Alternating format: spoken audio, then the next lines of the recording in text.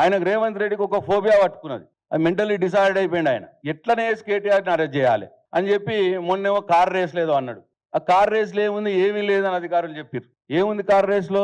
ఆ బాధ్యత కేటీఆరే అన్నాడు. అవునండి, 55 కోట్లు మేము ఒక కంపెనీకి ఇచ్చినాము, రెండోసారి కార్ రేసులు ఆర్గనైజ్ చేస్తా అంటే మీ ప్రభుత్వం వచ్చినాక మాకొద్దు కార్ రేసులు అన్నారు, పోయినాయో డబ్బులు. మీరు పెడితే ఆ డబ్బులన్నీ ఉపయోగపడేదని ఓపెన్ గా చెప్పినాడు కేసీఆర్. దాంట్లో బహిరంగంగానే చెప్పినాడు. దాంట్లో ఏమీ లేదని, మళ్ళీ ఇదేదో దొరికింది కదా దీంట్లో ఇరికిద్దాం అని చెప్పి కేటీఆర్ అట పట్నం నరేందర్ రెడ్డి గారితో ఫోన్ చేసి మాట్లాడిండట. 100% మాట్లాడతాడు కేటీఆర్. ఎందుకు మాట్లాడు పట్నం నరేందర్ రెడ్డి గారితో?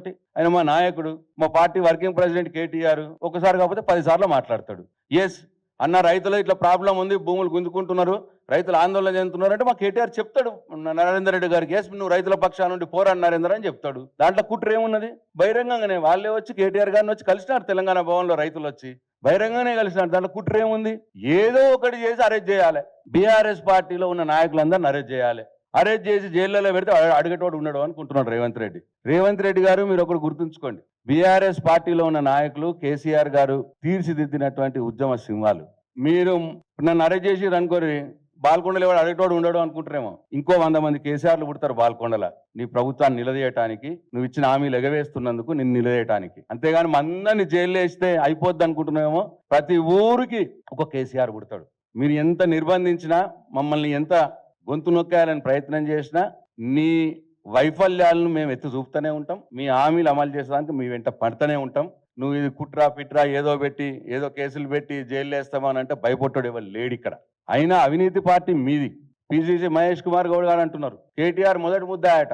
అప్పుడే కేటీఆర్ మొదటి ముద్దాయని పిసిసి ప్రెసిడెంట్ ఎట్లా చెప్తాడు? అంటే మొదలే పోలీసు వాళ్ళకి చెప్తున్నారు అన్నట్ట. మీరు ఆ బాధ్యతతోటే మాట్లాడుతున్నాడు. ఆయన పిసిసి ప్రెసిడెంట్, ఎందుకు కేటీఆర్ మొదటి ముద్దాయి అవుతాడు? ప్రత్యక్షంగా కేటీఆర్ ఉన్నాడా?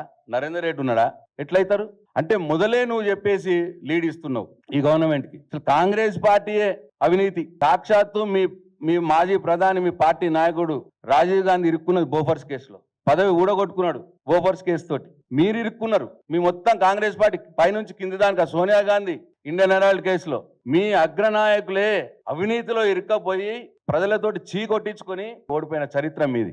మా కేటీఆర్ అటువంటి వాడు కాదు. కాబట్టి మీరు ఎంత నిర్బంధం చేసి మా గొంతు నొక్కాలని ప్రయత్నం చేసినా, ఎన్ని కుట్రలు చేసి మమ్మల్ని అందరినీ జైలు చేయాలని మీరు ప్రయత్నం చేసినా మేము ఆగేది లేదు, భయపడేది లేదు, వెనుకపోయేది లేదు. 100 మంది కేసీఆర్లు పుట్టి నీ అవినీతిని, నీ చేతగాని తనాన్ని, నీ ప్రభుత్వ వైఫల్యాల్ని ఎండగడుతూనే ఉంటామని చెప్పి మరొకసారి రేవంత్ రెడ్డికి నేను హెచ్చరిస్తా ఉన్నాను.